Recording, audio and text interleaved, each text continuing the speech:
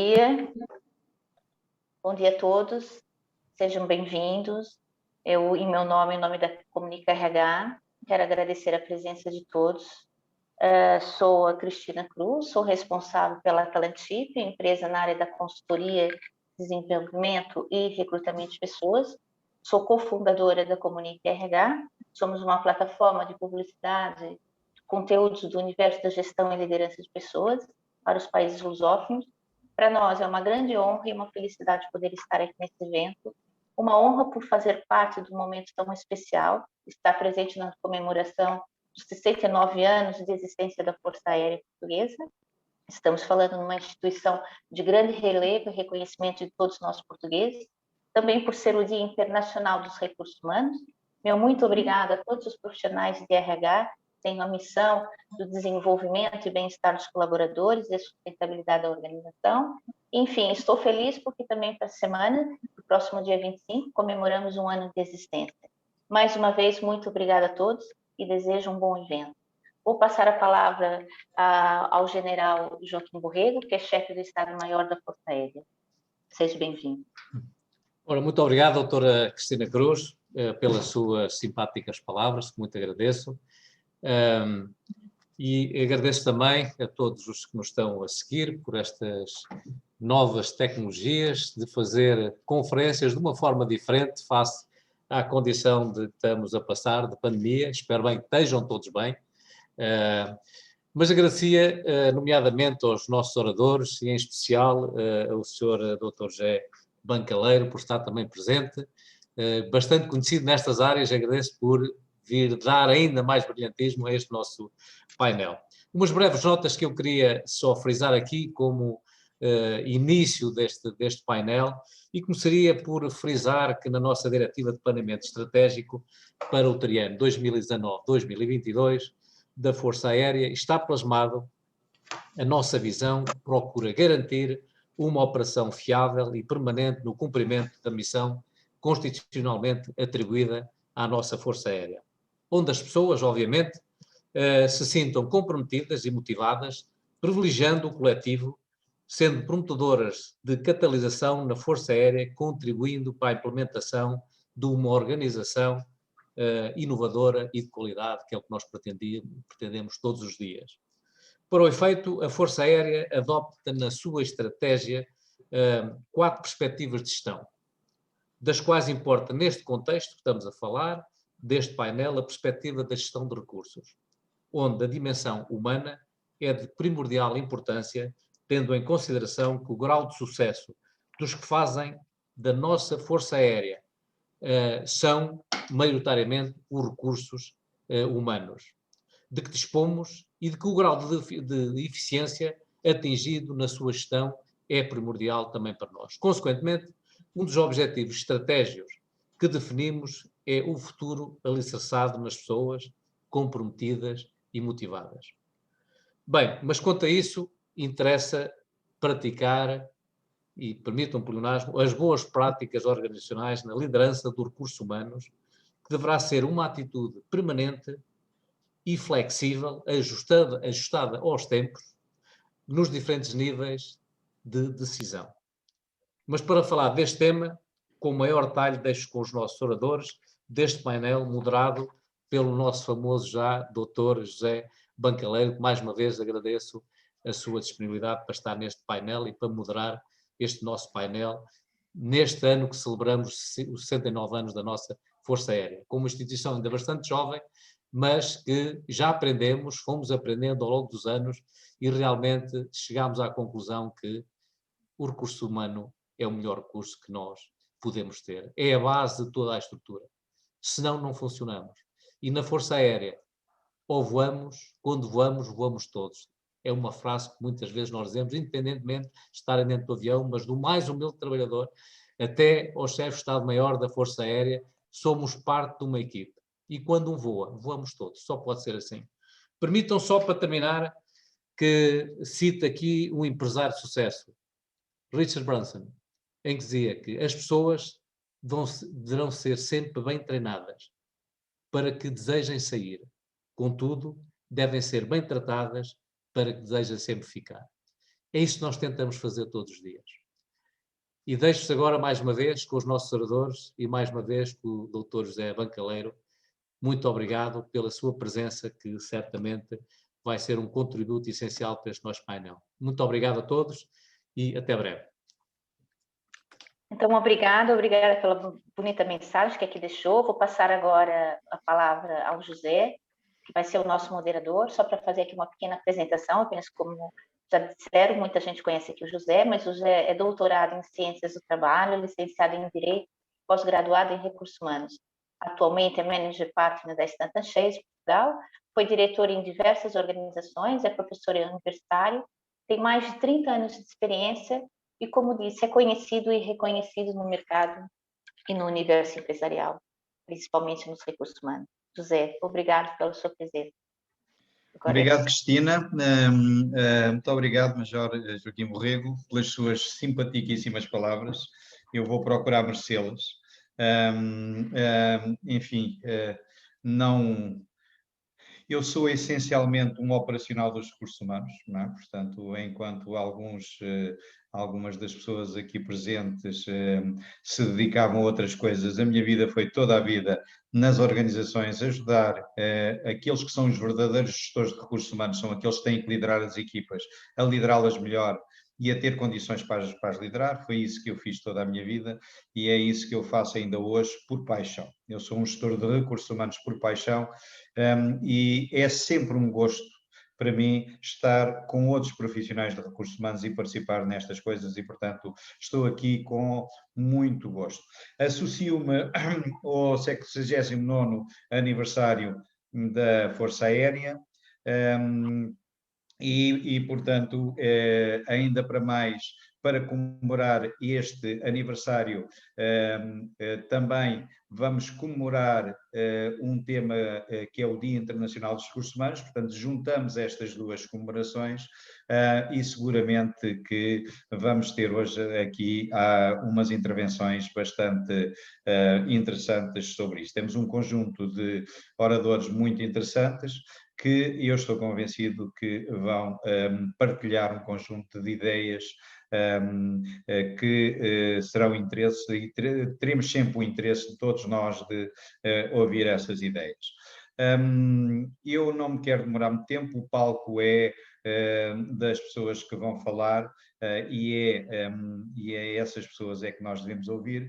Eu apenas diria que nós, sejam nas instituições públicas, sejam nas instituições privadas, e dentro das instituições públicas, nas Forças Armadas e concretamente na Força Aérea, nós vamos passar nos próximos anos, estamos a passar e vamos passar por um conjunto de transformações significativas. Quem continuar a trabalhar nesta área dos recursos humanos vai ter enormes desafios, mas também desafios muito aliciantes. As organizações vão sofrer o impacto de um conjunto de tecnologias que estão a ficar maduras e que todas em conjunto vão ter um impacto significativo na forma como se trabalha e, portanto, nós estamos a ver agora, por exemplo, o trabalho remoto, que como uma das consequências disso, era algo que já era conhecido e agora democratizou-se, não é? E vamos ter, estão aí a aparecer a inteligência artificial, a robotização, enfim, um conjunto de tecnologias novas, todas em conjunto vão transformar completamente a forma de viver e a forma de trabalhar, e quem tem que gerir pessoas vai ter isso. Portanto, eu dir-vos-ia que num mundo marcado por um lado, as tecnologias, por outro lado, a globalização, por outro lado, a enorme complexidade que é hoje gerir instituições públicas ou instituições privadas. Se conjugarmos isto com questões como a demografia, nomeadamente, por exemplo, as migrações, o envelhecimento da população, se com, por exemplo, a interculturalidade, a diversidade, a forma de trabalhar, as diferentes formas de trabalhar, se juntarmos isto tudo dentro se juntarmos isto tudo, seguramente que aquilo que nós vamos ter é uma enorme transformação. Essa transformação já era conhecida pelo nome de VUCA e hoje aqui vão ouvir falar do nome de Bunny. E, portanto, vamos trazer exatamente isso e estou convencido que vai ser bastante interessante. Vamos ter 4 oradores que são pessoas bastante conhecidas dentro desta área e que quem nos está a ouvir, muitos deles já os conhecem e, portanto, não vou alongar-me. Estive a ver as biografias deles e são muito extensas e, portanto, decidi, por economia de tempo, resumir a alguns aspectos. Vamos começar, cada uma dos nossos oradores irá falar cerca de 10 minutos seguidamente e depois no fim eu colocarei à Assembleia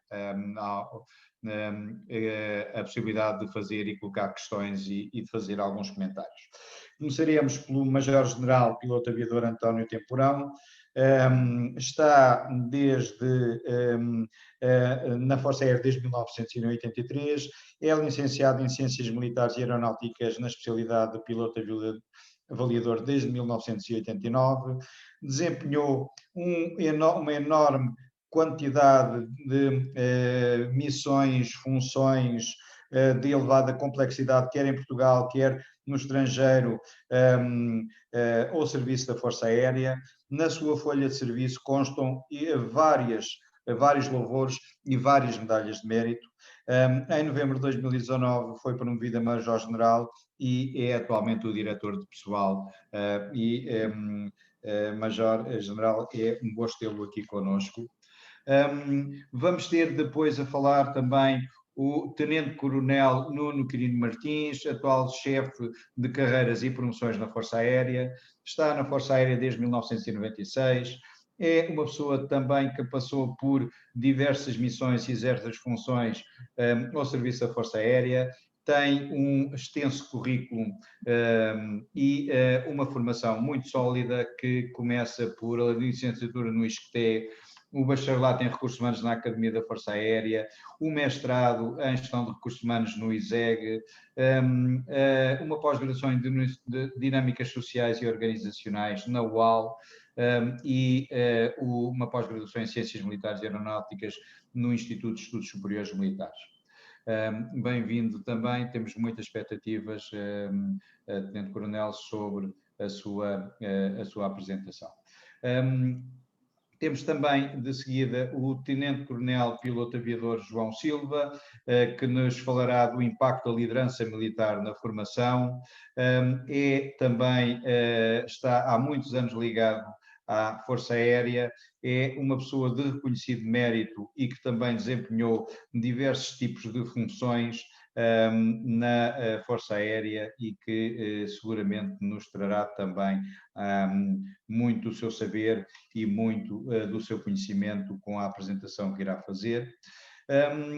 Temos também, para finalizar este excelente painel, o Coronel Piloto Aviador José Diniz, atual comandante da Base Aérea número 6 no Montijo, na Força Aérea desde 1989, brevetado em 1994, licenciado em Ciências Militares e Aeronáuticas desde 1994, fez diversos cursos superiores na área de defesa, quer em Portugal, quer no estrangeiro, tem 2 medalhas de mérito distintos,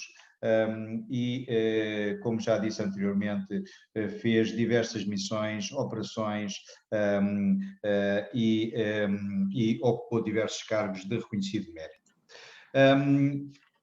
Apresentando-nos com brevidade os oradores, eu passaria de imediato a palavra ao Major-General António Temporão, no sentido de fazer a sua apresentação. Peço que tentem respeitar os 10 minutos para termos tempo no fim, quer assim, Major, quer os oradores seguintes. Ficarei aqui também para vos ir acompanhar. Obrigado. Ora, muito bom dia, professor Bancaleiro, muito obrigado pela sua apresentação. Eu vou partilhar aqui, vou tentar respeitar os 10 minutos, o planeamento era para 15, mas com certeza vamos conseguir cumprir. eu peço só que me confirmem que estão a ver, que estão a ver a apresentação e, no fundo, bom dia à audiência e, no fundo, terem-se disponibilizado para assistir a este seminário abordando a temática dos recursos humanos. Portanto, avançando, esta introdução já foi feita, os motivos foram apresentados, porque é que nos propusemos hoje a falar sobre recursos humanos. E, fazendo uma breve introdução, eu pessoalmente gosto de fazer uma comparação entre aquilo que é o xadrez, um jogo de xadrez e a gestão dos recursos humanos. Porque o xadrez também é uma ciência que carece de estudo, à semelhança da gestão dos recursos humanos, é uma ciência também que estuda conceitos, doutrinas, no fundo, compreender o mundo atual, no fundo, para otimizar a gestão e a eficiência das empresas, conciliando, adaptando os recursos humanos.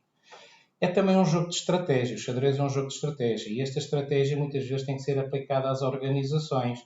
No fundo, a estratégia de comunicar, fazer uma comunicação objetiva e direcionada para aqueles que queremos cativar para aderirem à nossa organização. E durante essa estratégia temos que definir processos de seleção, de recrutamento, de seleção e identificar aqueles que melhor podem se enquadrar dentro da nossa organização.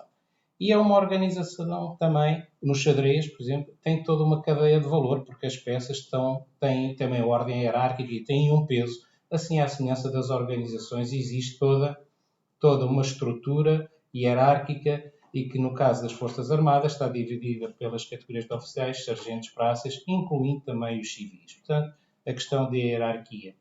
E, no final, no jogo do xadrez, tudo o que é o movimento das peças, o movimento isolado não tem significado no jogo do xadrez. Portanto, tem que haver uma combinação de movimentos, no fundo, e de regras na aplicação do movimento dessas peças, à semelhança do que é feito na gestão dos recursos humanos. Há regras na gestão e nós trabalhamos naquilo que dizemos a equipa. Todos são importantes para o produto final da nossa organização, que é, no fundo, cumprir a missão, pôr aeronaves no ar.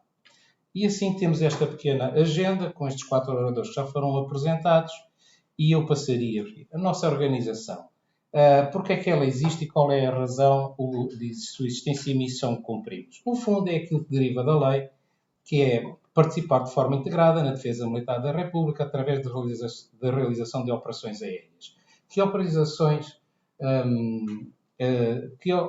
aéreas é que estamos a falar? Portugal é um país mais ocidental da Europa que tem na sua fronteira externa o espaço Schengen.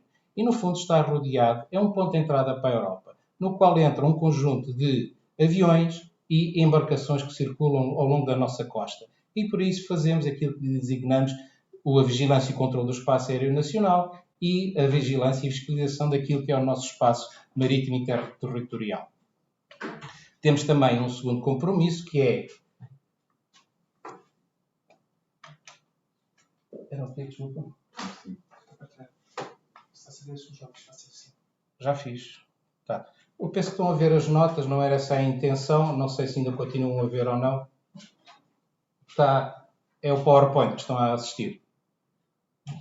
Sim. Pronto, e no fundo temos aquilo que é outra das nossas missões, que também deriva da lei, assegurar os compromissos internacionais no Estado português.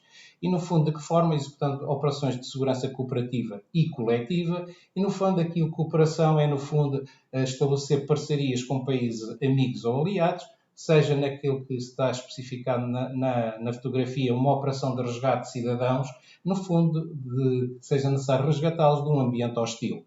Ou então no âmbito coletivo, no fundo, que é as organizações internacionais, segundo o qual Portugal participa, NATO, União Europeia e Nações Unidas. E, por último, uma missão muito particular e muito carinho, que nos abraça muito e que nos chama muito ao coração, no fundo, é relacionado com a salvaguarda das necessidades básicas e melhoria da qualidade de vida das populações. No fundo, missões relacionadas com o apoio à população, extremamente essencial na ligação entre o continente, o arquipélago dos Açores e da Madeira, e, nomeadamente, no fundo, pegamos nas nossas aeronaves, transformamos o mobiliário dentro da nossa aeronave e fazemos aquilo que é um avião-hospital, no fundo, exercendo missões de Medevac, Medical Evacuation. Bom, que visão seguimos? A Força Aérea considera-se uma organização do século XXI, com pessoas altamente qualificadas para operar meios de quinta geração, no fundo, aeronaves de quinta geração, organização eficiente e segura, capaz de assegurar operações militares de interesse público com sucesso ao serviço de Portugal e dos portugueses. Que valores interiorizamos? Determinação, caráter, honra, integridade, são valores que preservamos e cultivamos dentro da nossa organização. Já aqui foi falado um pouco nos objetivos estratégicos definidos para os próximos 4 anos. No fundo, se temos operações militares, temos que fazê-las com sucesso, criamos uma Força Aérea moderna de quinta geração e de excelência, mas só tudo é possível se tivermos pessoas aptas e capazes de exercer estas funções. No fundo, de 3 objetivos estratégicos, as pessoas representam 33% de preocupação da nossa organização. Gerimos-las nestes 4 pilares: produto operacional capaz, com processos internos resilientes perante as ameaças que nos possam surgir. Valorizamos a aprendizagem e o crescimento e uma gestão de recursos, e aqui estes recursos são um aspecto transversal, logísticos, financeiros e humanos. Como é que executamos como é que caminhamos em direção aos objetivos estratégicos? Temos 11 objetivos operacionais, que no fundo queria destacar a valorização do ensino e formação de qualidade associada à investigação através das 2 nossas escolas. Escola, uma com uma vertente universitária, onde desenvolvemos os mestrados e doutoramentos, e uma escola de formação profissional e técnica, onde aquilo que é as nossas especialidades da área, as nossas especialidades. Potenciamos a eficiência dos recursos humanos. No fundo, temos um dispositivo no qual tem que ser provido de capital humano e tentamos conciliar as necessidades da organização com as vontades das pessoas. As pessoas têm preferências, moram em determinadas áreas geográficas e temos que conciliar as funções que as pessoas vão desempenhar com as suas competências de cada uma delas. E o outro objetivo essencial, o objetivo operacional essencial, a comunicação. Seja ela numa vertente interna ou externa, nomeada internamente à organização, a comunicação tem que ter um movimento ascendente ou descendente e tem que ser uma comunicação horizontal. No fundo, todos sabemos e compreendermos os objetivos da organização. Comunicação externa é aquela comunicação externa estratégica que estamos aqui hoje a tentar partilhar com vocês. Nossa estrutura, no fundo, temos a estrutura macro no topo que faz assessoria, que faz toda a assessoria e assessoria ao chefe de Estado-Maior da Força Aérea, mas no fundo somos um ramo muito, muito dinâmico, onde temos um comando aéreo, onde no fundo temos as unidades ou as bases aéreas com os meios aéreos, não é, alocados. Temos, para operar aeronaves, precisamos de um comando logístico com um conjunto de direções técnicas para operar o comando logístico, mas estes 2 não funcionariam se não tivéssemos um comando de pessoal, responsável por gerir as pessoas. E dentro das pessoas temos exatamente aquilo que é a direção pessoal, com 4 repartições, no fundo que faz as colocações das pessoas, que gera a carreira militar das pessoas, a segunda repartição. Uma terceira, que é uma repartição que guarda tudo o que é a história das pessoas na organização, e uma repartição pessoal civil.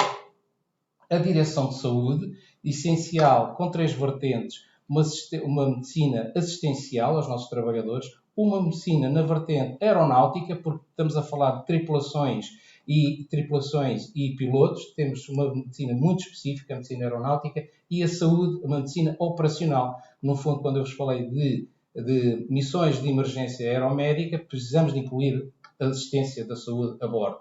Direção de Instrução e a OTA, o Centro de Formação Militar e Técnica da Força Aérea. No fundo, a direção estabelece doutrina e conceitos e programas. Esta escola profissional que forma pessoas na vertente operacional, na vertente logística e na vertente de apoio. O Centro de Recrutamento, que no fundo também trabalha muito ativamente com a Direção de Saúde, onde tem um centro de psicologia, e o Centro de Recrutamento é responsável por tudo o que é divulgação, o recrutamento e a seleção.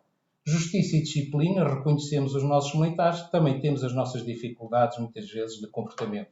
um serviço de assistência religiosa e um serviço de ação social onde vertido para as preocupações sociais, que temos casos sociais muitas vezes têm que merecem um tratamento diferenciado.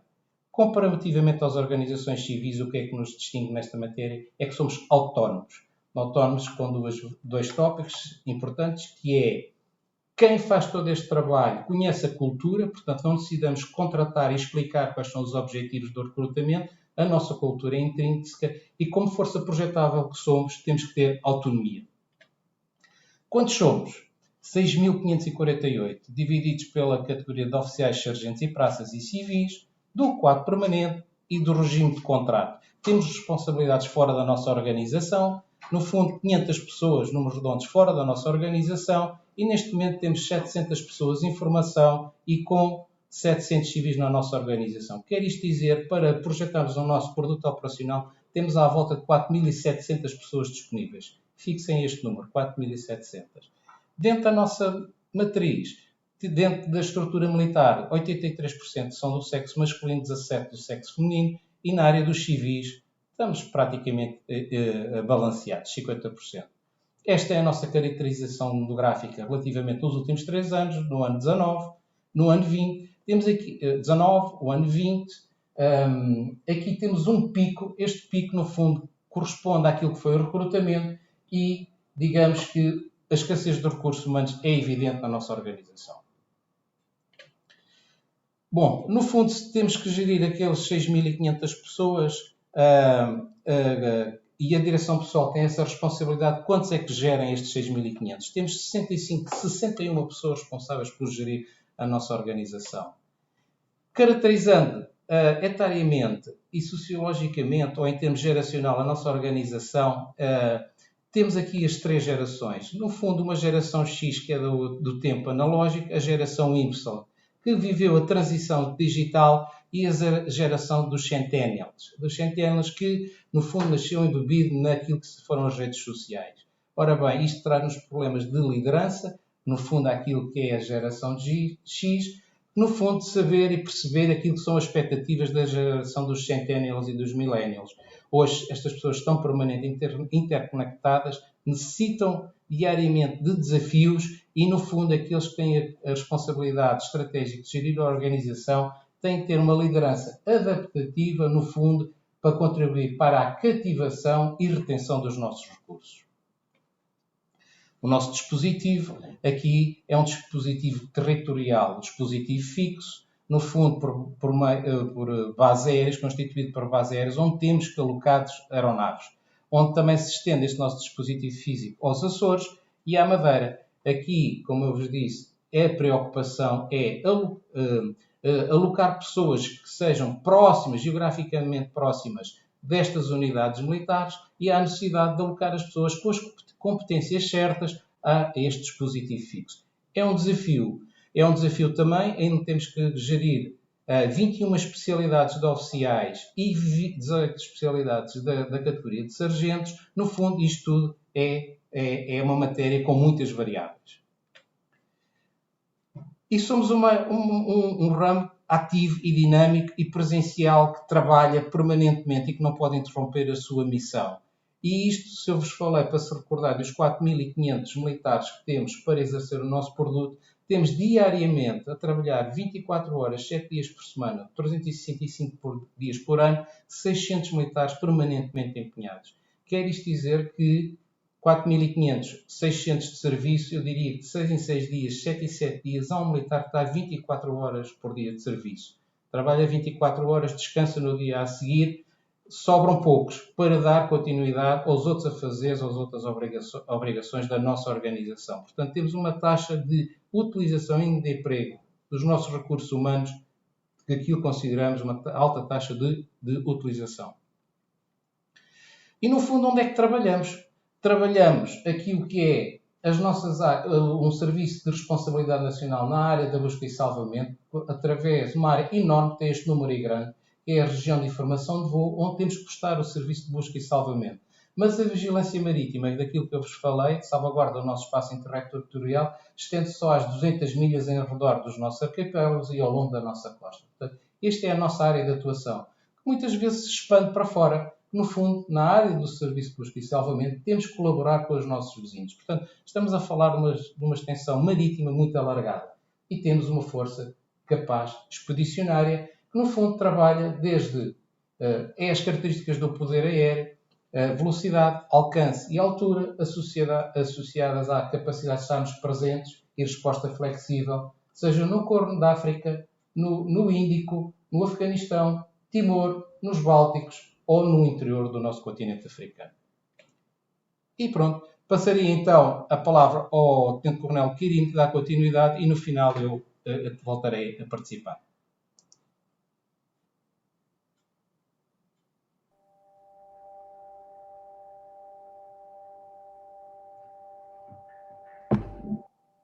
Então, bom dia a todos e a todas. Sou o Tenente-Coronel Nuno Quirino Martins. Antes de mais, gostaria de agradecer o convite que me foi endereçado para participar neste dia tão especial, não só para a Força Aérea, como também para todos os gestores de recursos humanos. E passo já a partilhar a minha tela.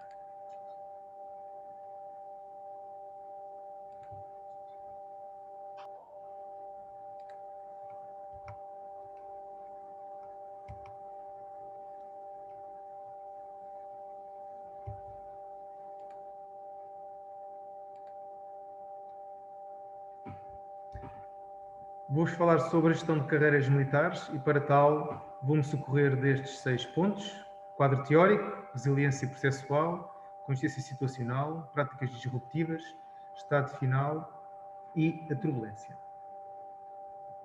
Começando pelo quadro teórico, temos 2 perspectivas teóricas que, não obstante o facto de aparentarem a serem concorrentes, são complementares ao nível da gestão dos recursos humanos. Temos um instrumentalismo utilitário decorrente da Escola de Michigan, em que as pessoas são consideradas como instrumentos ou como peças que concorrem para a finalidade das instituições, é uma visão mais hard. E temos o humanismo desenvolvimentista, que decorre da Escola de Harvard, em que as pessoas são consideradas como um motor que, de alguma forma, ajudam a desenvolver as organizações e que as particularidades de cada elemento concorrem para o todo. A nossa Força Aérea, atualmente, em termos teóricos, está mais identificada com esta última perspectiva teórica.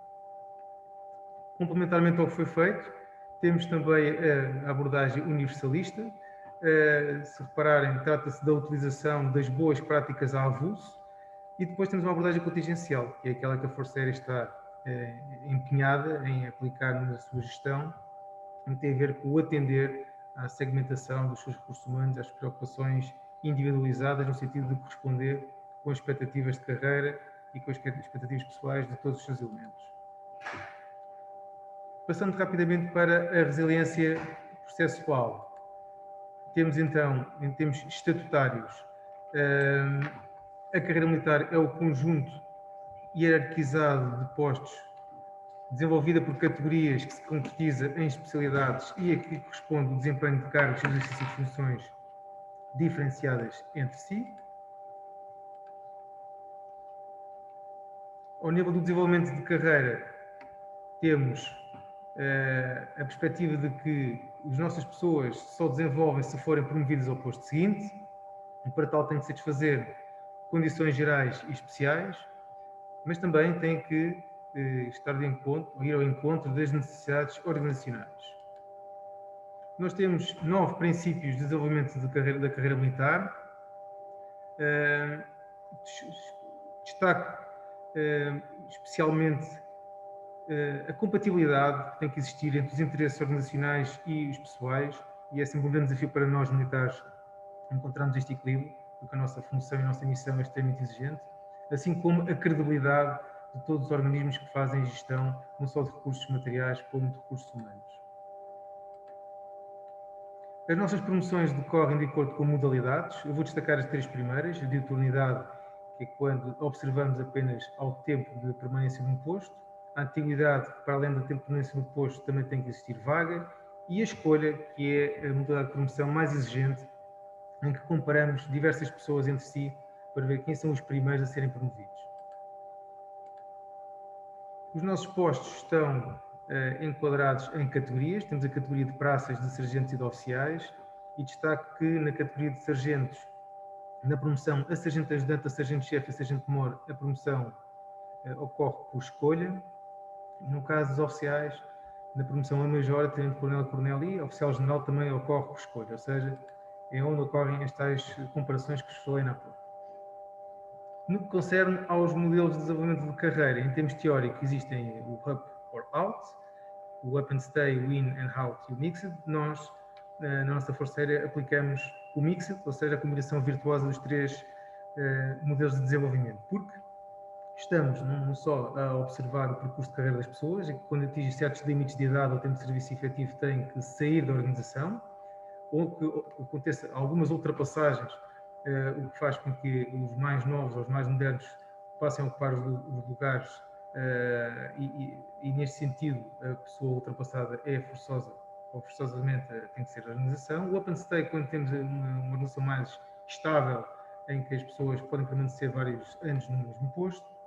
O In and Out, através da aplicação de algumas licenças que nós temos ao dispor dos militares, licença registrada e licença limitada, em que podem sair da organização temporariamente e depois regressar. Quando falamos no desenvolvimento de carreira das pessoas, temos que nos centrar no centro de gravidade, que é o mérito militar. O mérito militar, para nós, temos uma estima especial por este conceito, ao ponto de trazer aqui este exemplo do Memphis Bell, em que das 25 missões operacionais conseguiram abater 8 aeronaves nazis. Trago-vos aqui o exemplo do Sr. General David Petraeus, que projeta na sua farda todo o mérito da sua carreira militar, e nós lidamos com um instrumento importantíssimo que tem a ver com a avaliação individual. Esta avaliação tem um período anual, nós somos avaliados todos os anos, tem uma perspectiva quantitativa através de 15 competências avaliada numa escala de Likert a 5 pontos, assim como qualitativa. Somos avaliados por 3 pessoas, um primeiro avaliador, um segundo avaliador e um comandante diretor-chefe. Permite também à pessoa avaliada tecer alguns comentários sobre a sua orientação de carreira. Permite também avaliar o potencial das pessoas, porque também, há uma comparação interpares que de uma forma faculta este elemento preditivo ao gestor, e em 2021 vamos passar para este processo absolutamente digital. Até aqui era em digital e em papel, era um sistema híbrido que nós tínhamos aplicado. Esta avaliação individual concorre para as promoções por escolha, conforme já vos expliquei há pouco. Depois acrescem as avaliações da formação, onde atendemos à nota de ingresso nos quadros permanentes e à nota dos cursos de promoção, a avaliação disciplinar, que se prende essencialmente com os louvores e com as punições, e a antiguidade no posto. Depois existe uma equipa de 10 pessoas que é extremamente multidisciplinar, que faz a avaliação de 12 critérios gerais de todas as pessoas que vão ser apreciadas. Para quê? Para culminar numa lista de promoção que eu vou utilizar, eu, enquanto chefe da reparação de carreiras de promoções, para promover as pessoas de acordo com essa lista. Sobre a consciência situacional, nós temos duas perspectivas teóricas que foram defendidas por Charles Moskos, um sociólogo militar americano, em que ele advoga a migração do modelo institucional, também considerado como divergente, para um modelo ocupacional, também considerado como convergente. Importa destacar este conhecimento para explicar que esta permeabilidade entre a instituição militar com a instituição ou com a sociedade civil tem sido muito virtuosa, o que obriga os militares também à procura de conhecimento fora da porta de armas. E neste sentido, nós, em 2019, fomos investigar quais eram as tendências de gestão das pessoas para 2020 e percebemos que muitas delas estavam relacionadas com os sistemas de informação, com a requalificação das pessoas, bem como o investimento na cultura organizacional. Neste sentido, fomos investir na participação em alguns eventos. Este é um evento gamificado para profissionais de recursos humanos. Estivemos também nos desafios da gestão das pessoas na aviação, bem como no Congresso de Recursos Humanos que ocorreu na Business School em Coimbra. Não só a frequentar as palestras que foram ministradas, mas também como elementos ativos, com um palestrante dedicado a este evento. Já percebemos o impacto global do mundo VUCA que tínhamos como o grande desafio para a gestão. Apareceu o coronavírus em 2020 e tivemos que, de alguma forma, reequacionar aqui a nossa estratégia de gerir as pessoas de acordo com esta nova ameaça que é o contexto BANI.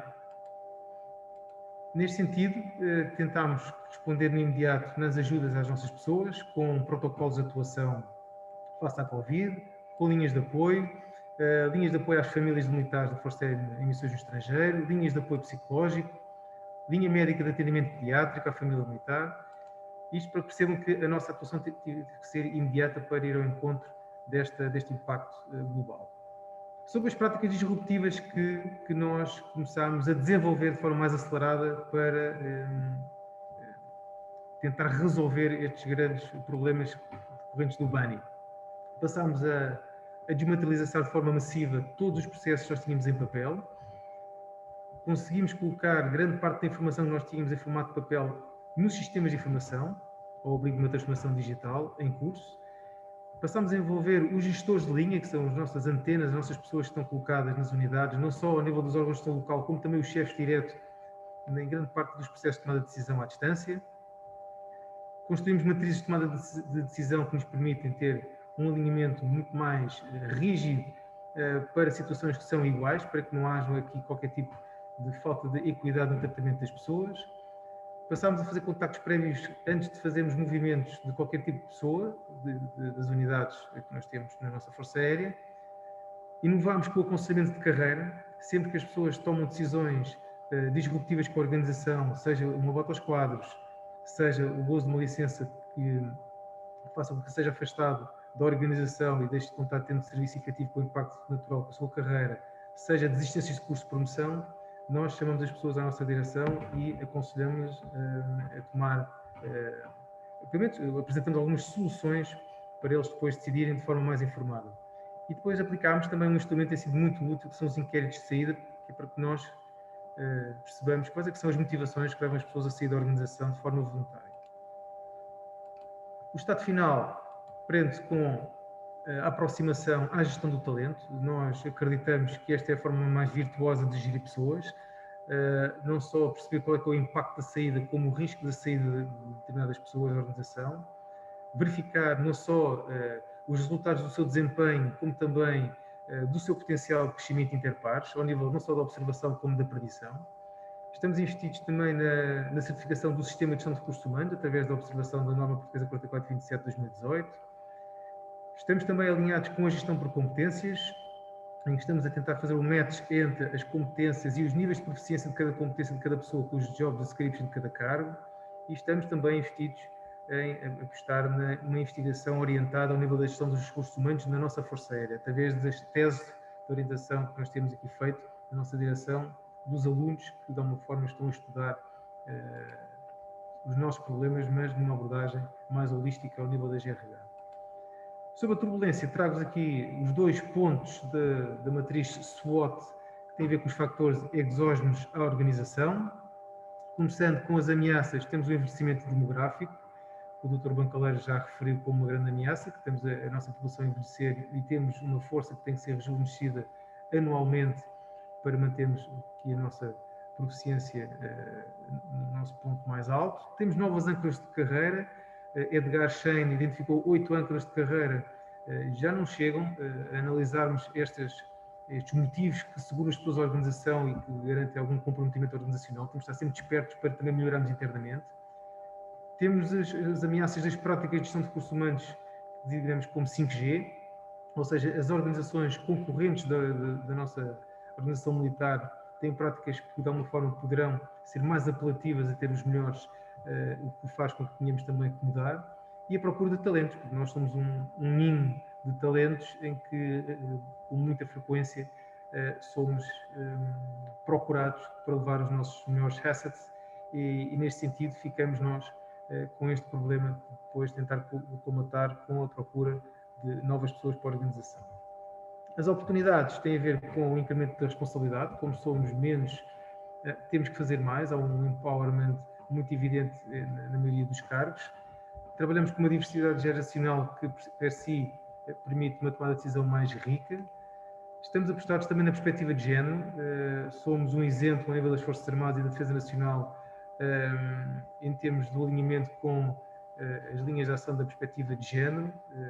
Gostava também de sublinhar o facto de, em 8 candidaturas, a Força Aérea ficou em primeiro e em segundo lugar para o Prémio de Defesa Nacional para a Igualdade. E depois também somos quase que forçados a desenvolver novas práticas de recursos humanos, porque as pessoas são o fator crítico de sucesso que garante vantagem competitiva à nossa organização, e por isso estamos em permanente revisão das nossas práticas de GRH. Dou por terminada a minha intervenção. Gostava de partilhar convosco uma frase que para mim faz muito sentido enquanto gestor de pessoas. Os bosques seriam um sítio muito silencioso se os únicos pássaros a cantar fossem os que cantam melhor. Ou seja, nós não estamos apenas focados nos high flyers da nossa organização, estamos focados em todas as pessoas e garantir que elas tenham um desenvolvimento não só pessoal como profissional dentro da nossa organização. E dou por terminada a minha apresentação. Muito obrigado.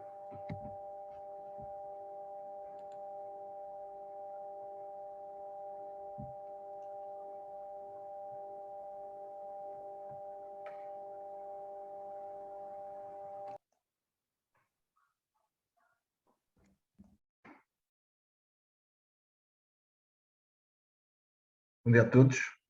Sou o Coronel João Silva, atual comandante de Corpo de Alunos da Academia da Força Aérea. E desde já agradeço o convite que me foi endereçado, sobretudo para elencar este painel e falar de um tema tão valioso que são as pessoas. Permitam-me agora que possa partilhar o meu ecrã.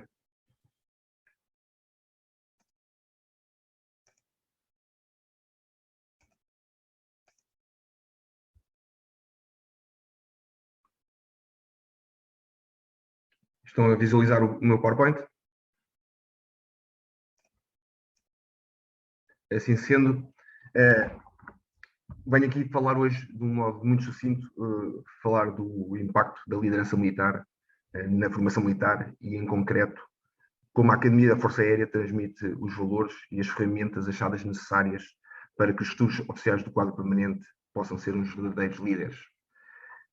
Resumidamente, e como já foi referido pelo meu jornal Temporão, a missão da Força Aérea é integrar a defesa militar da República, assegurar o cumprimento dos compromissos internacionais do Estado português, realizar outras missões para salvaguardar as necessidades básicas da população e melhorar a sua qualidade de vida. E para este manancial de operações e atividades são necessários recursos. E os nossos melhores recursos são estes, como não podia deixar de ser, as pessoas. São estas pessoas que diariamente trabalham connosco, que servem connosco, que se dedicam a 100% para concretizar estas missões. Não são os aviões.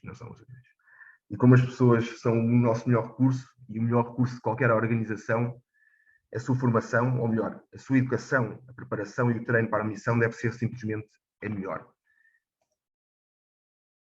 É por isso que nos esforçamos para preparar os nossos cadetes o melhor que podemos para se tornarem os futuros líderes da Força Aérea Portuguesa.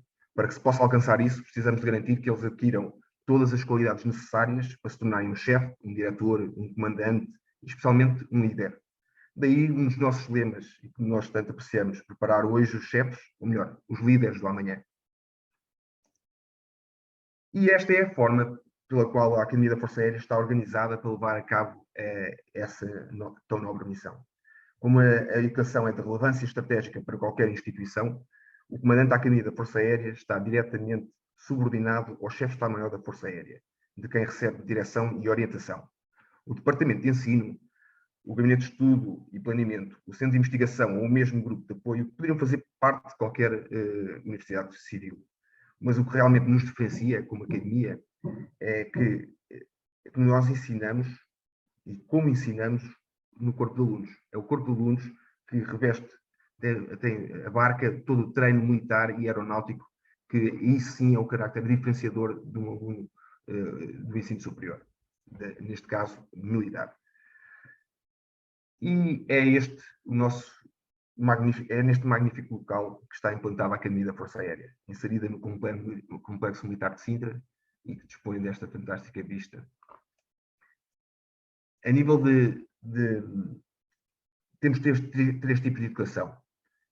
Em primeiro lugar, um mestrado em Aeronáutica Militar, feito em associação com algumas das mais prestigiadas faculdades civis, nomeadamente o Instituto Superior Técnico e o Instituto Superior de Economia e Gestão. Ele aí, também na Universidade de Faculdade de Medicina, e aí ministramos os mestrados de Medicina, Engenharia e Gestão. O mestrado, dependendo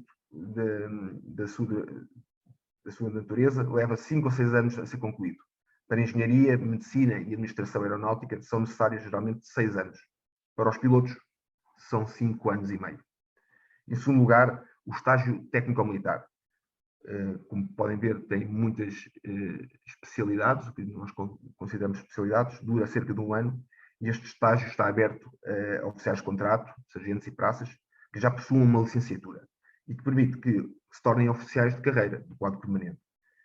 Estes oficiais serão especialistas em funções aeronáuticas, como controladores de tráfego aéreo, navegadores, ou especialistas em armas ou equipamentos essenciais e de suporte à missão. Finalmente, o Centro de Estudos Aeronáuticos, onde se é administrado o curso básico de comando e o curso de promoção a sargento-chefe e outros que duram algumas semanas. Uma coisa que é comum entre eles todos são estas 3 componentes. Quer o inglês, treino físico e treino militar aeronáutico, é comum a todos estes cursos que são ministrados na Academia da Força Aérea. Em primeiro lugar, o treino militar, que visa desenvolver as habilidades militares e comportamentais dos cadetes. Garantimos assim que os nossos alunos adquirem competências técnicas e militares baseadas em fortes valores militares. O treino físico, para garantir a melhor condição física e mental dos nossos cadetes, e onde eles têm a oportunidade de participar em competições entre diferentes academias das Forças Armadas, participar em competições universitárias, seja em desportos individuais ou coletivos. O treino de pilotagem, para os nossos alunos pilotos, temos uma instrução básica de voo e também de voo à vela durante os primeiros 5 anos, antes de passarem para o ensino de pilotagem. Desta forma, os nossos alunos pilotos adquirem, desde logo, alguns conhecimentos e competências de voo que serão essenciais ou bastante importantes para superar as dificuldades da exigente fase do tirocínio de pilotagem. A nível de pesquisa e desenvolvimento, no início, esta área foi criada para complementar a formação dos nossos alunos no domínio das tecnologias aeronáuticas, nomeadamente na área da aerodinâmica, estruturas, propulsão, estabilidade, aviónicos. Estes laboratórios foram planeados e concebidos tendo em vista a demonstração prática das diversas áreas do domínio da aeronáutica, assim como possibilitar o apoio e realização dos programas doutorais dos nossos docentes militares. Após Bolonha, o processo de Bolonha, o Centro de Investigação e Desenvolvimento adquiriu uma nova dinâmica, com as teses de mestrado dos agora alunos finalistas das áreas de tecnologias aeronáuticas. Tem sido política da Academia da Força Aérea integrar este trabalho obrigatório dos alunos em áreas de interesse para a Academia e também para a Força Aérea. Desde 2009, a atividade do Centro de Investigação, continuando centrada em tecnologias aeronáuticas, também foi focada nos sistemas OAS, os conhecidos drones. Este centro desenvolveu capacidades a nível de projeto de plataformas, construção e manutenção, controle e navegação, integração de sistemas, conceitos de operação e formação de operadores. E é este o processo formativo que está previsto para os nossos alunos seguirem. Como podem constatar, os cursos de Engenharias e Administração Aeronáutica fazem 3 anos na Academia e outros 3 em faculdades civis, no Instituto de Superior Técnico e no ISEC, como referi. Os nossos médicos fazem o seu percurso académico na Escola de Medicina e os nossos pilotos, excetuando o último ano, onde neste momento vão para Beja fazer o tirocínio de pilotagem, fazem a totalidade do seu percurso dentro das instalações da Academia da Força Aérea. De um modo gradual e progressivo, vão ser incutidos, ensinados, transmitidos valores, experiências, capacidades e responsabilidades. Na maior parte das vezes, através do exemplo dos alunos mais antigos ou dos elementos pertencentes do corpo docente. Basicamente, e de um modo muito simplificado, no primeiro ano pretende-se que ocorra a adaptação à vida da academia e ao meio militar dos nossos novos alunos. No segundo ano, a consolidação de princípios e comportamentos num ambiente mais autónomo. No terceiro, a participação mais ativa do cadete terceiro ano, na vivência da AFA, o incutir de maiores responsabilidades e a organização de eventos. No quarto ano, um ano-chave, ser o exemplo para os mais novos, expressa em competências de desfia e liderança. E este mapa estratégico representa esquematicamente os objetivos a alcançar.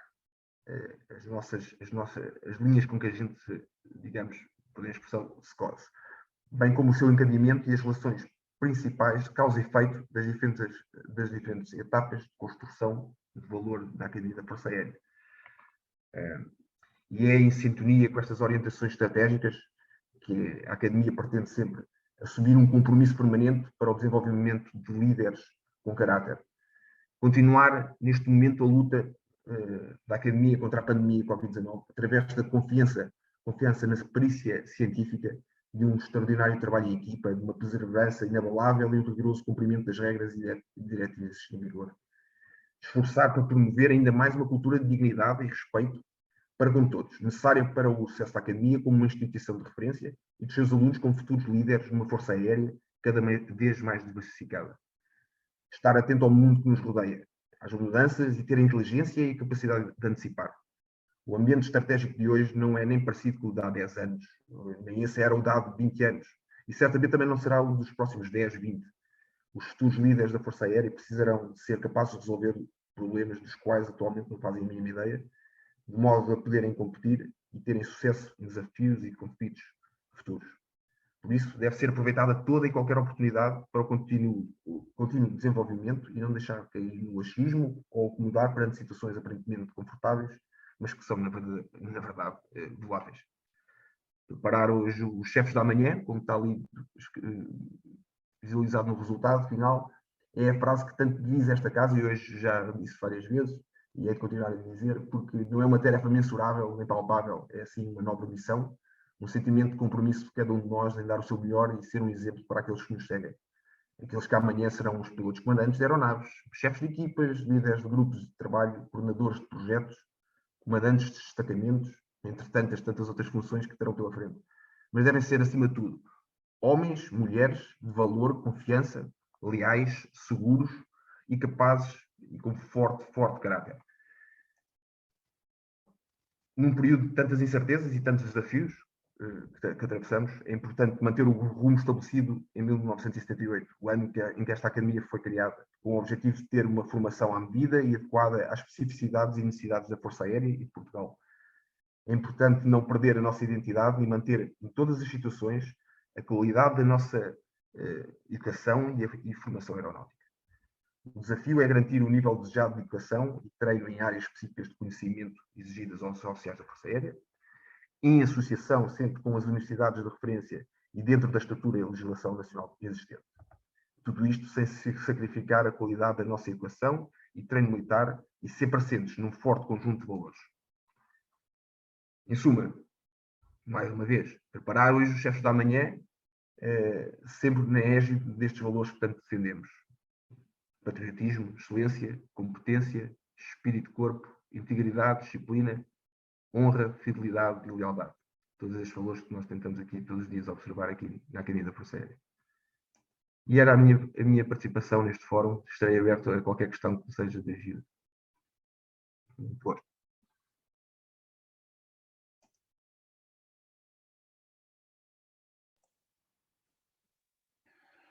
Pronto, bons dias a todos. Penso que me cabe agora a mim prosseguir. Sou o Coronel José Diniz, atual comandante da Base Aérea número 6. Desde já, saudações aos participantes e a toda a audiência e um agradecimento muito especial pelo convite e pela excelente e muitíssimo oportuna iniciativa que nos traz aqui hoje. Eu venho falar um pouco sobre a liderança militar na perspectiva do comando e mais concretamente na perspectiva do comando da Base Aérea número 6. E tenho que começar por contar uma pequena história. Há cerca de 20 anos atrás eu era um jovem capitão aqui colocado e fui fazer o curso de promoção oficial superior, na altura que se designava Curso Geral de Guerra Aérea. Mudam-se os tempos, mudam-se os nomes dos cursos, mas o curso ainda é o mesmo. E tínhamos uma excelente cadeira de liderança militar, dada por um brilhante professor, que por coincidência nessa altura era justamente o comandante da Base Aérea número 6. E as suas aulas eram fenomenais, o currículo era interessantíssimo, o professor era exigente nas notas, mas era muito apreciado por todos nós. E uma vez à saída de uma aula, dizem-me os meus camaradas: "Epá, Diniz, que sorte que tens de ter como teu comandante de unidade este excelente professor, porque deve ser de facto um comandante fabuloso." E eu respondi que de facto era inegavelmente era um comandante fabuloso, mas a sua prática não tinha a menor correspondência com a teoria de liderança que ensinava no ambiente académico. Não me interpretem mal, este indivíduo, com todo o seu brilhantismo, fez uma longa carreira na Força Aérea, ascendeu aos mais elevados postos, era um comandante muitíssimo respeitado, só não seguia as técnicas de liderança que ensinava no ambiente académico. Mas o que é facto é que, apesar disso, conseguiu criar gerações de militares de sucesso e conduziu-nos a todos à excelência, utilizando as suas técnicas muito pessoais e muito particulares.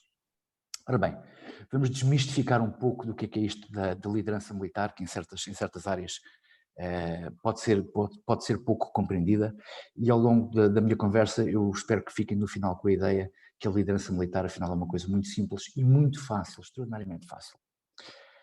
Voltamos atrás, a perspectiva do comando de uma base aérea. O que é uma base aérea?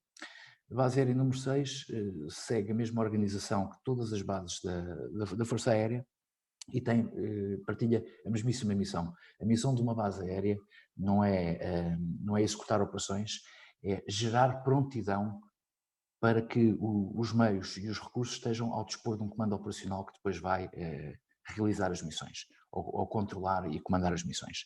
Portanto, nós aqui na base aérea de Montijo geramos prontidão em termos de máquinas, aeronaves, aprontamos aeronaves e aprontamos e qualificamos tripulações que vão ser depois a ponta da lança que vai executar as missões que à Força Aérea são pedidas.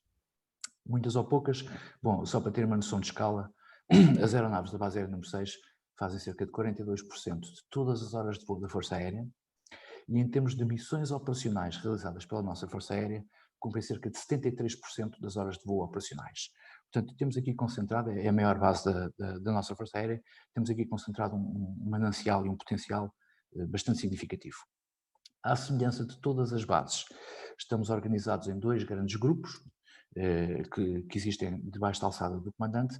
Temos um grupo de apoio que centraliza em si as funções de apoio administrativo e de infraestruturas de uma unidade.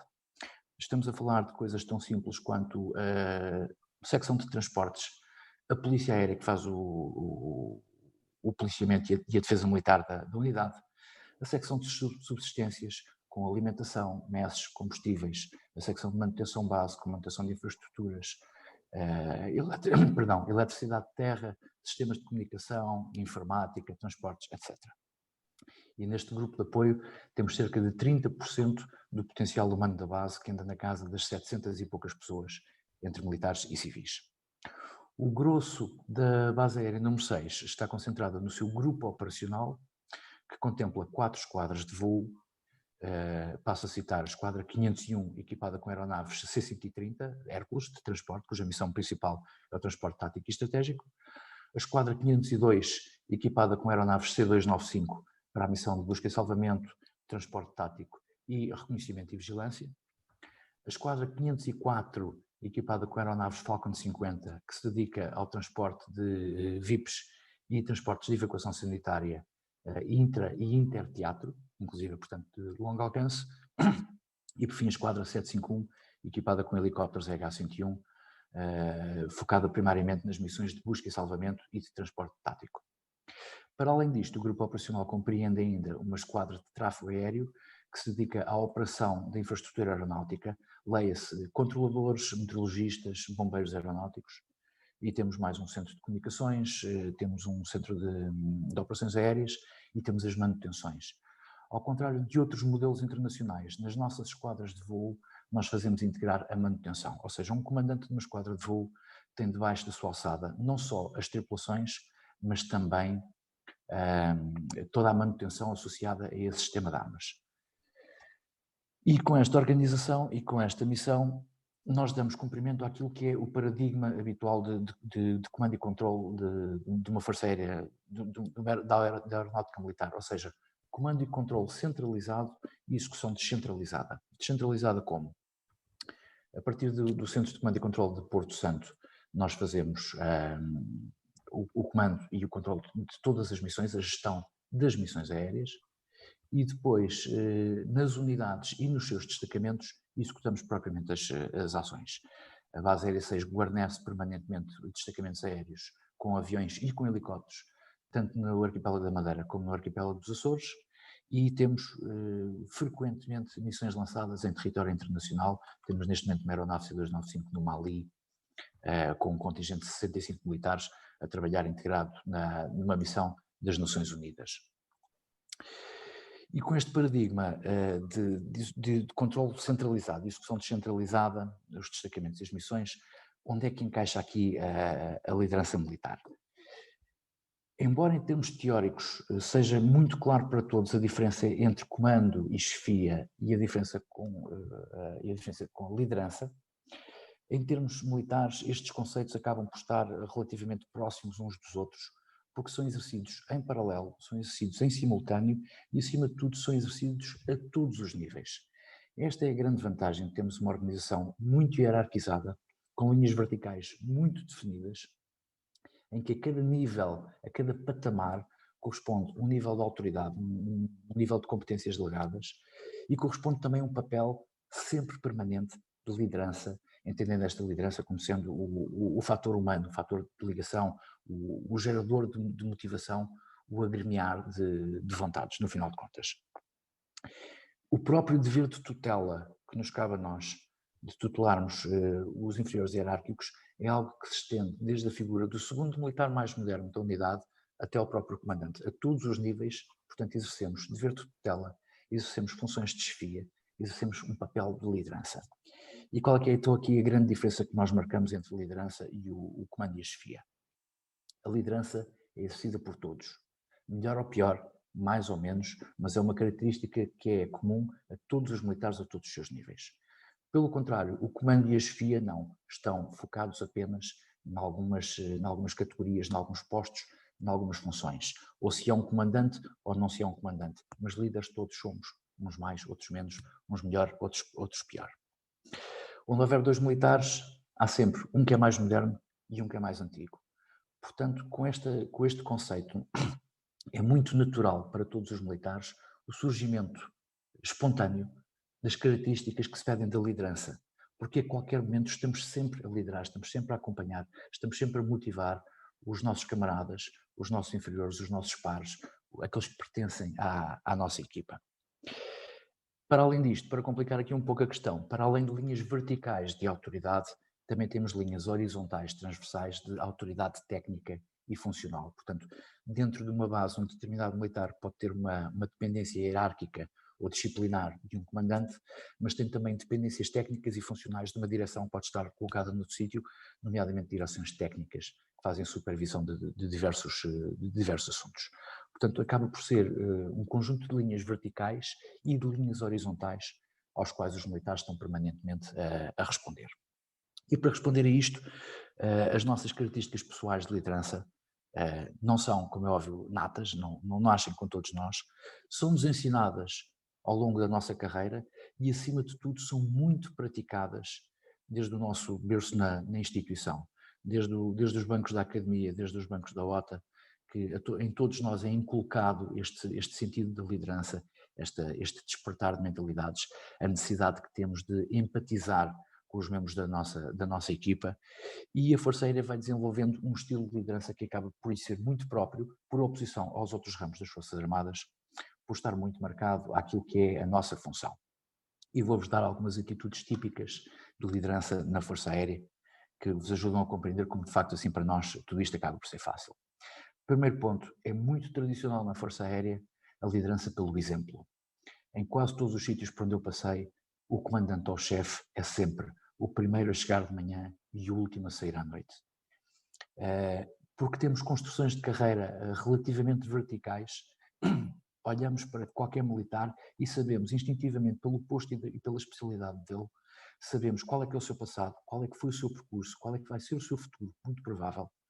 E sabemos que o indivíduo que hoje é comandante, ontem ocupou todos os lugares abaixo dele sobre os quais ele hoje tem autoridade. Eu dou-vos um pequeno exemplo. O Sr. General Temprão, que hoje aqui está presente, foi meu instrutor de voo quando eu estava a fazer o tirocínio, foi meu comandante aqui nesta unidade, foi meu chefe na direção de pessoal, e nós vamos fazendo percursos uns atrás dos outros que permitem que neste corpo de cerca de 1500 oficiais que temos, conhecemos quase todos, sabemos as nossas valências, sabemos as nossas fragilidades, conseguimos empatizar uns com os outros, que temos um conhecimento muito profundo entre todos nós, o que é uma enorme mais-valia. Conhecemos todos muito bem o cargo daqueles que estão subordinados a nós, porque passamos por esses cargos, e conhecemos muito bem o cargo do nosso superior, porque frequentemente somos chamados a suportá-lo, porque frequentemente somos chamados a substituí-lo. Ou seja, cada militar tem um conhecimento valiosíssimo sobre o que é que representa o cargo abaixo dele e o cargo acima dele. Como tal, a progressão ao longo dos diversos escalões é uma progressão muito facilitada, porque é sempre muito gradual a nossa formação constante e prática, acima de tudo prática, nas nossas funções. Para além disso, na Força Aérea todos partilhamos um valor importantíssimo, que é a identificação com a missão. E quando a identificação com a missão já está realizada, todos os fatores de motivação se tornam substancialmente mais fáceis. Dou-vos um exemplo muito simples. O cozinheiro que eu tenho aqui na messe, ao preparar o almoço para um piloto, sabe que esse piloto à tarde vai estar a fazer uma missão de salvamento e vai estar a salvar uma vida, vai estar na ponta da lança. Quando prepara o jantar para um mecânico, sabe perfeitamente que esse mecânico vai passar a noite no hangar a reparar uma aeronave para que ela possa estar no dia seguinte apta a funcionar. E quando prepara o pequeno almoço para um polícia, sabe que esse polícia passou a noite na porta de armas e a fazer patrulhas, a assegurar as rondas e a segurança da unidade. Ou seja, todos os níveis, todas as funções, especialmente numa base aérea, estão perfeitamente identificados com a missão da Força Aérea e entendem muitíssimo bem a importância que o seu contributo, por pequeno que possa parecer, tem para que a Força Aérea como uma equipa consiga funcionar e realizar a sua missão. E esta identificação com a missão torna qualquer trabalho de liderança substancialmente mais fácil e mais simples, porque é entendido de forma natural. Muito específico da Força Aérea é que temos um espírito de equipa muito talhado pelo nosso trabalho técnico. E nós trabalhamos muito em equipa, trabalhamos muito num ambiente tecnológico, trabalhamos muito próximos uns dos outros. E faço aqui um exemplo, por comparação, por oposição ao Exército. O Exército, em termos culturais, acabou por criar uma cultura de ramo, com uma liderança muito dedicada a um estilo autoritário, porque o core business do seu trabalho é de facto pegar num soldado conscrito, provavelmente obrigado a servir com uma farda, e mandá-lo rastejar e lançar-se contra a morte. E isto exige um determinado tipo de características de liderança. O trabalho típico, o core business da Força Aérea, é tripular uma aeronave, é trabalhar numa partilha de qualificações e habilitações técnicas, em que a equipa vale mais do que a soma das suas partes. Um exemplo muito simples: aqui há uns anos atrás estava a mostrar a uns oficiais de outros ramos e de outros países a tripulação de um helicóptero Puma de busca e salvamento, em que tínhamos cinco militares a bordo, 2 pilotos, um piloto comandante, um copiloto, um mecânico de voo, um operador de guincho e um recuperador salvador. E cada um tem o seu posto, como é óbvio. E eu explicava-lhes numa missão de busca e salvamento, por exemplo, o recuperador salvador, que na altura até podia ser um praça, pode dar o seu parecer técnico que aquela missão é execuível ou não é execuível. E a missão pode ser abortada pelo parecer técnico de um militar de muito baixa patente. E isto, numa outra organização hierarquizada, poderia fazer alguma confusão. Na Força Aérea não faz. Porquê? Porque temos a prevalência da habilitação técnica e da qualificação para aquela função específica. E entendemos muito bem que a equipa funciona como um todo. E isto também é um fator que facilita substancialmente a questão da liderança militar. Portanto, temos um espírito de equipa muito, muito desenvolvido, temos este percurso que nos dá esta solidez, o facto de sermos uma organização relativamente pequena, com poucas pessoas, em que nos conhecemos todos uns aos outros e conhecemos os percursos uns dos outros, torna a afirmação da autoridade algo muito natural, muito simples. E numa altura como a que temos hoje de escassez de recursos, em que a liderança é de facto, como fator de motivação, é cada vez mais importante, porque não podemos permitir ter nas fileiras um indivíduo que não carrega o seu próprio peso. E temos que exigir às pessoas não só uma elevada carga de trabalho, mas acima de tudo uma grande capacidade de iniciativa, uma grande capacidade de entrega permanente, uma grande capacidade de disponibilidade pessoal e de generosidade pessoal, com todas estas características que eu vos enunciei, especialmente num ambiente operacional como sendo uma base aérea. A liderança militar torna-se de facto algo muito simples e muito, muito aprazível, porque todos os militares que eu tenho, e tenho a certeza absoluta disto, saem todos os dias à porta de armas com a cabeça levantada e orgulhosos de terem feito o seu melhor e terem contribuído, porque o veem contribuir diretamente, contribuíram diretamente para a missão de Portugal, para a missão da Força Aérea, ao serviço de Portugal. E com isto termino a minha exposição, estarei naturalmente ao dispor para qualquer dúvida ou esclarecimento. Obrigado, Coronel José Diniz, pela sua excelente intervenção. Obrigado também ao Major-General António Temporão, ao Tenente-Coronel Nuno Quirino e ao Tenente-Coronel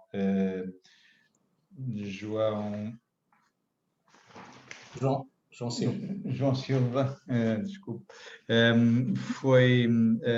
Foram 4 excelentes intervenções. Tocaram temas extremamente interessantes, alguns dos quais me fazem, eu diria, quase salivar de poder, quando se fala de gestão de talentos ou quando se fala de liderança. Aliás, eu estava a pensar na história que o Coronel José Diniz estava a contar no princípio, e eu que sou defensor que a liderança é sempre o exemplo, não há outra hipótese a não ser por exemplo, não é? E depois mais tarde ele veio exatamente falar com uma das características da liderança na Força Aérea, a liderança pelo exemplo, porque não há outra forma de liderar a não ser pelo exemplo, porque quando temos um chefe que diz uma coisa e faz outra, por regra as pessoas dizem o que ele faz e não aquilo que ele diz, não é? E portanto a liderança é sempre o exemplo, e há muitos anos que se sabe, não é uma coisa de agora, é uma coisa há muitos anos que se sabe que assim é. Temos alguns minutos ainda para questões. Eu peço à minha audiência que coloque as questões que entender importantes. Eu, de qualquer maneira, ia deixar aqui um desafio que eu sei que é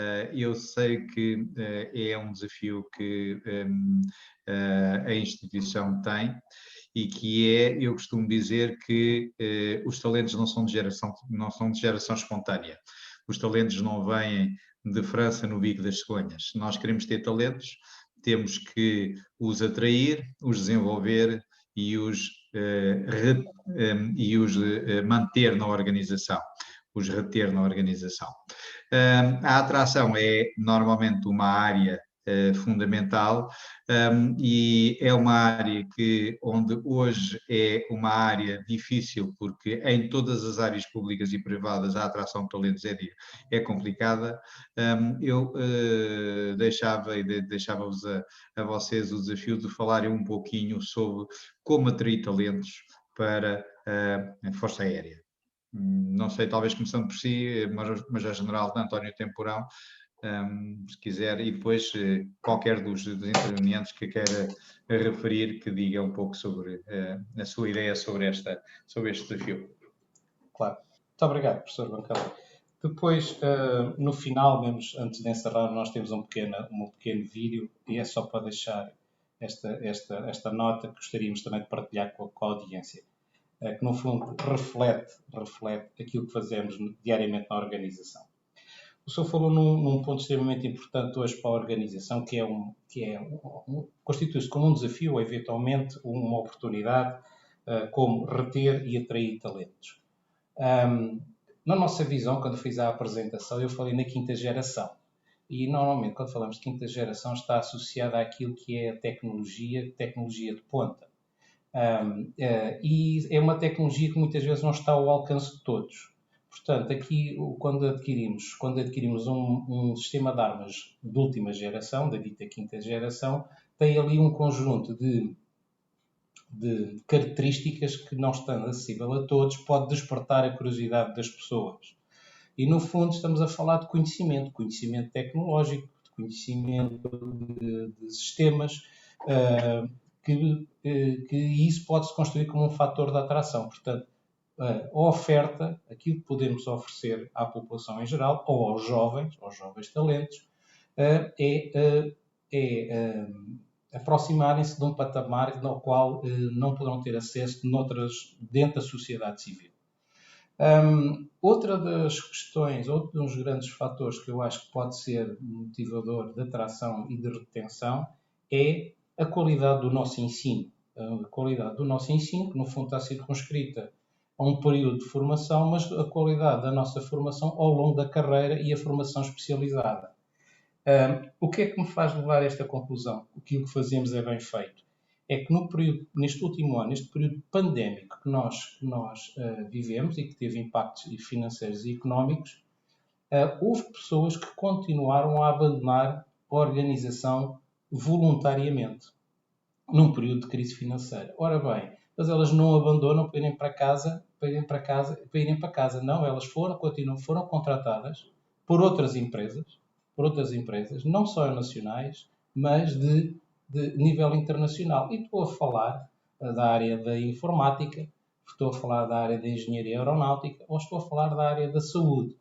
Quer isto dizer que, portanto, voltando ao início, o ensino e a formação que nós providenciamos pode constituir-se como uma forma de atração de talentos para a nossa organização, providenciando aquilo que é uma experiência e um desenvolvimento profissional das pessoas. Estes foram os dois grandes tópicos que me ocorreram de momento, que, no fundo, podem contribuir para a atração e a retenção. Não sei se mais alguns dos outros oradores quer focar mais algum aspecto, deste aspecto, quer ao nível da atração, quer ao nível da retenção.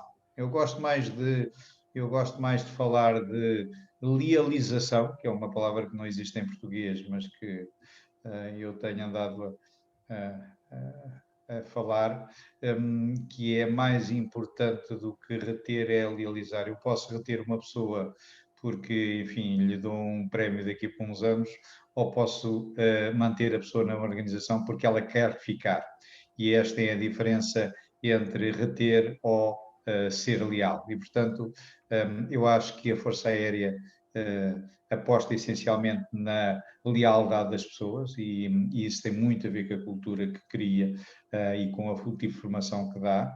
Não sei se alguém tiver algum comentário a fazer, por favor faça, senão tenho aqui algumas perguntas, uma das quais é interessante, mas deixo aberto também aos outros oradores os comentários.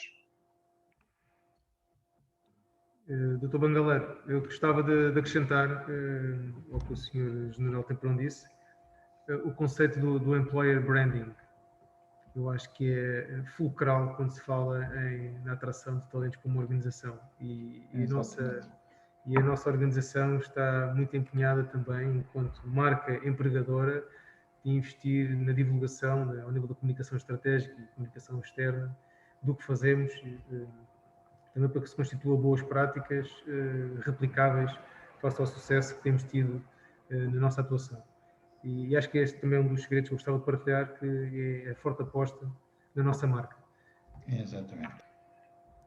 Deixe-me reforçar esse aspecto com o conceito de employer branding. É um conceito muito interessante e que tem 20 anos nas organizações. Eu tive a felicidade de poder implementar, por volta dos anos 97, 98, na indústria farmacêutica onde trabalhei, um dos primeiros projetos mundiais de criação de uma marca de empregador.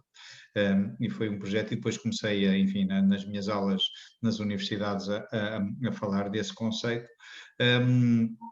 E um bocadinho depois desse conceito, com um conceito que é um conceito também muito importante e que, de alguma forma, já foi tocado aqui os diversos operadores, que é o conceito EVP, o conceito de Employer Value Proposition, que é, na prática, o que é que uma instituição tem para oferecer às pessoas que quer atrair e às pessoas que quer reter.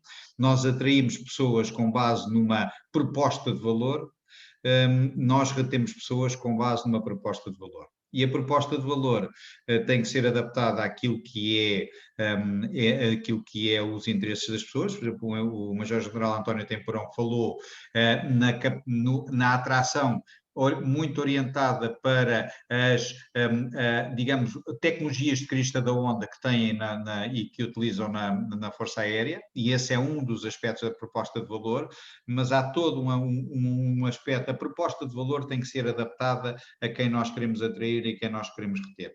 E a proposta de valor é a base do employer branding, da marca de empregador.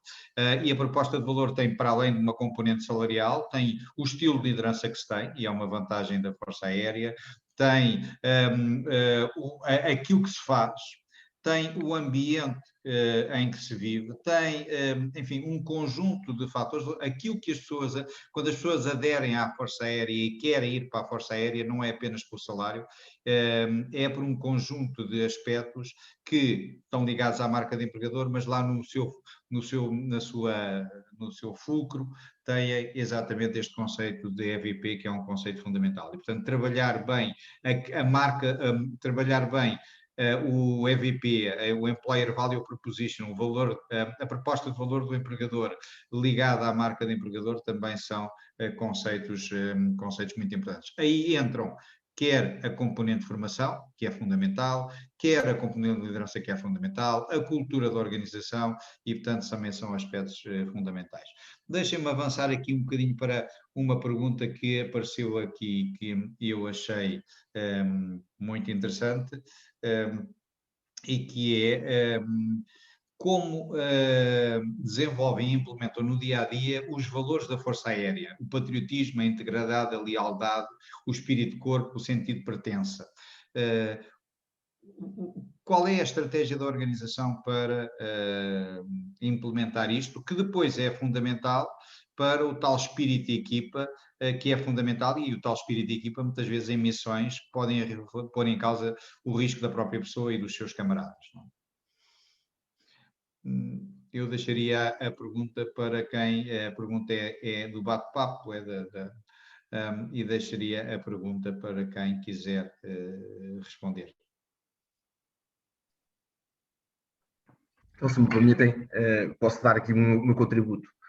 Pode haver várias abordagens desta temática. Obviamente que isto não, e nomeadamente aqui na academia, não existem disciplinas, ou seja, cada um destes valores não é uma disciplina.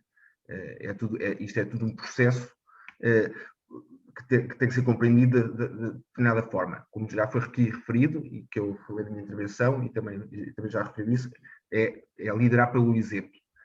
Todos os docentes aqui na academia, os militares, já tiveram nas unidades de base, como o Coronel Diniz está a comandar. Portanto, todos eles têm aquele percurso já educacional e também de experiência que lhes permite, nos seus atos aqui, a liderar jovens alunos em processo de formação, tudo o que fazem, tudo o que dizem, isso tudo são os valores que nós queremos incutir. Portanto, nós temos liderar pelo exemplo, e esse exemplo abarca todos estes valores que falou. Portanto, o patriotismo, a integridade, a lealdade, o espírito de corpo, o sentido de pertença, tudo isso é quando os nossos alunos sentem que quem eles têm que seguir, aquilo que eles pretendem, só é atingido com a partilha desses mesmos valores.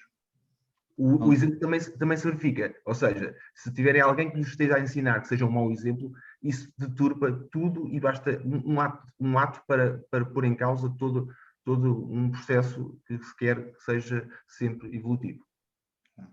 Não tenho dúvidas nenhumas disso, não tenho dúvidas que passa muito pelo exemplo que é dado a todos os níveis e que já vem de longe, não é de agora, portanto, e que faz com que se transmita uma determinada cultura dentro da Organização Força Aérea que é diferente das outras, porque só pode ser diferente e que tem características muito especiais, nomeadamente aquelas que a pessoa aqui diz. Ainda temos tempo, já ultrapassámos um bocadinho, já estamos mesmo no fim do nosso tempo, mas ainda temos tempo para saber, para falarmos um bocadinho há aqui também uma pergunta que tem muito a ver que tem muito a ver com a missão militar, com um militar em missão. E diz, a pessoa tem curiosidade de saber se é mesmo assim, se os militares arriscam a sua vida porque os seus camaradas fariam o mesmo por si. E como se cria e se mantém este espírito de grupo tão forte que ainda não existe em grande parte das organizações civis. Se me for permitido, eu acho que posso acrescentar aqui alguma coisa. Como eu tinha dito, a Força Aérea é um ramo muito técnico. Nós gostamos muito, regra geral, como é óbvio, nós gostamos muito do que fazemos. Quantos entre nós não tinham em criança o sonho de voarem, de serem pilotos? Como é óbvio, nem todos o fazem, nem é preciso que todos o façam, mas tecnicamente a Força Aérea atrai um conjunto de pessoas com muito gosto por aquilo que fazem e com muito gosto por aquilo que vêm a fazer na instituição. E muito dedicados à missão, porque a missão é de facto muito bem entendida. E quando a missão é bem entendida e nós temos o gosto por aquilo que fazemos, o sentimento de perigo, a coragem, o sentido do dever levam-nos de facto a encarar com alguma naturalidade os riscos que corremos enquanto militares. Não vemos aí atos de heroísmo, não vemos aí nada de especial, sabemos que este é o nosso trabalho. A Força Aérea, regra geral, uma vez mais, está muito bem capacitada, é muito profissional na maneira como corre os seus riscos. Já não estamos em tempos de pioneirismos nem de valentias desgarradas.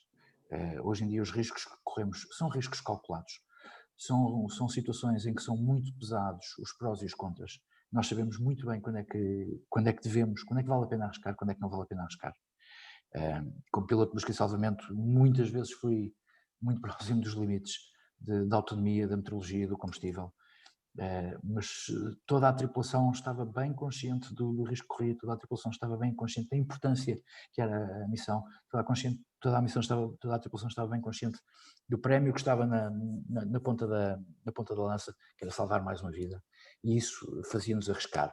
E sabíamos, como é óbvio, que nós estamos a arriscar em vão, em termos técnicos, em termos tecnológicos, em termos organizacionais. Tínhamos toda uma estrutura por trás, e temos toda uma estrutura por trás. Dou um exemplo muito simples. Temos um pequeno contingente na República Centro-Africana, neste momento, e há poucas semanas foi necessário evacuar 2 militares que tinham sido infectados com Covid. E em poucas horas a Força Aérea lançou uma missão de evacuação sanitária em que a missão foi pedida numa sexta-feira às 6 da tarde, no sábado às 6 da manhã estava a voar um Falcon em direção à República Centro-Africana, fizeram 18 horas de voo ida e vinda e à meia-noite de sábado estavam aqui a aterrar em Portugal com os 2 militares doentes a bordo. Não só foi uma missão fabulosa, pela complexidade, pela dificuldade, pela penosidade, não só recuperámos 2 militares que estavam doentes, mas acima de tudo mostramos a todo o contingente que por trás deles está uma estrutura muito grande, capaz de dar resposta e capaz de os apoiar nos momentos de dificuldade.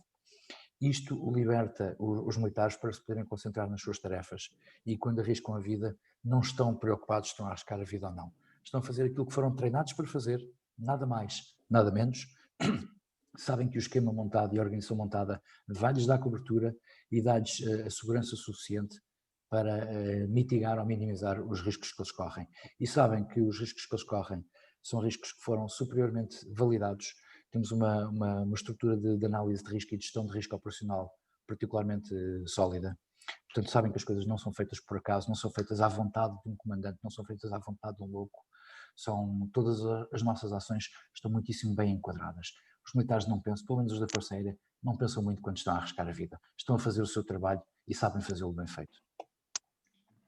Muito obrigado, Coronel José Diniz, também pelas suas palavras. Se alguém quiser abordar este tema, ainda podemos abordar. Se não... Se me permite, professor José. Claro que permito. Ainda de encontro a esta questão do espírito de missão, o trabalho em equipa, é uma coisa que se desenvolve-se pela prática diária e cria-se e institui-se ao longo dos tempos.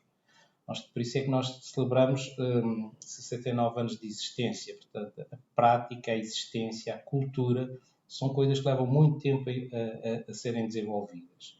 E este espírito de missão, trabalho em equipa, confiarmos uns nos outros, desenvolve-se e estimula-se e passa dos mais velhos para os mais novos. E porquê é que o fazemos? Porque é um sentimento pessoal que, ao fim do dia, quando vamos para casa, vamos a sorrir. E este sentimento é muito importante. Muito importante. E é isto que cria a coesão e o gosto. Há uma paixão por aquilo que fazemos. Uma paixão muito sentida. E sabemos que quando o fazemos, pensamos em nós, mas sabemos que se não fizermos, outros podem ficar piores em uma situação mais debilitada do que a nossa. E por isso é um sentimento de interajuda.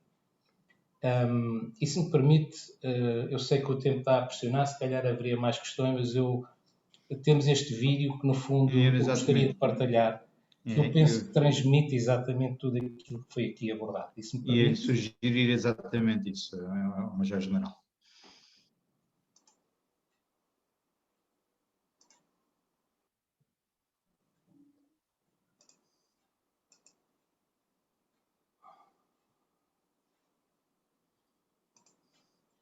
Pronto, eu terminei a minha apresentação aqui, penso que foi um pouco até, digamos, radical, porque exatamente que era para dar oportunidade aos meus colegas de falar.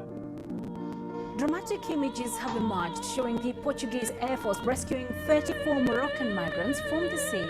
A Força Aérea resgatou ontem um homem que participava numa regata internacional. A embarcação naufragou a mais de 700 km. O tripulante de uma embarcação de pesca espanhola foi resgatado pela Força Aérea Portuguesa.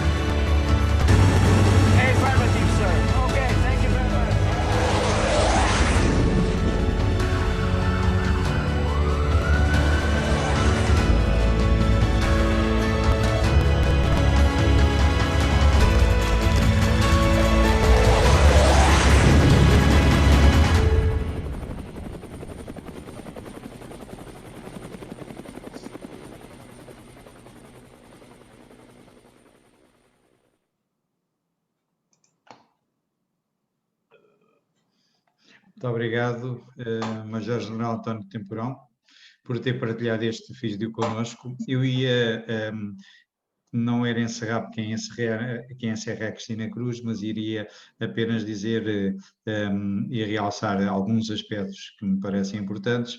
Primeiro, foi que nós tivemos, em média, mais de 50 pessoas presentes e a assistir a esta conferência, o que é, para quem está habituado a estas coisas, um número bastante positivo.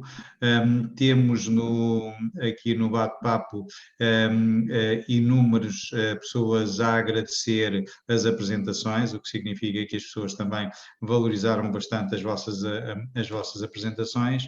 Da minha parte, apenas agradecer-vos a oportunidade de poder estar convosco e ter aprendido convosco. Dizer que, se já tinha admiração para a Força Aérea, reforcei-a hoje muitíssimo mais. Ficarei sempre à vossa disposição e desejo a todos vós e aos vossos tudo bom. Da minha parte, muito obrigado. Muito obrigado. Bom, agradeço aqui a participação de todos vocês. Posso dizer que fiquei bastante comovida com o vídeo que vocês passaram. Muitas vezes não nos apercebemos da grandiosidade, da importância de determinadas instituições, da forma humanitária como trabalham aquilo que é o seu propósito. Foi uma excelente oportunidade para conhecer as boas práticas da gestão de recursos humanos, seja a nível da estrutura, da carreira, do desenvolvimento, principalmente da liderança, fatores fundamentais para a atração, para a retenção para a sustentabilidade, modernidade, enfim, e sucesso de qualquer organização. Enfim, tive muita pena de não ter tido mais tempo para promover esse evento, que eu acho que foi um evento de grande impacto e muito grandioso. Quero agradecer a todos os palestrantes que aqui tiveram, da Força Aérea, quero agradecer ao seu general Joaquim Borrego, o José Bancaleiro pela excelente intervenção, agradecer também a Jéssica, que partilhou aqui sustentou aqui a transmissão desse evento. Enfim, agradecer a todos aqueles que aqui tiveram. Eu acho que o propósito da Comunica RH é mesmo esse, é levar conhecimento, é partilhar as boas práticas, é aproximar as organizações e as pessoas. Enfim, peço para que vocês nos sigam nas redes sociais, só assim podemos ir mais longe, só assim podemos chegar a mais pessoas e passar aquilo que é o nosso propósito, né?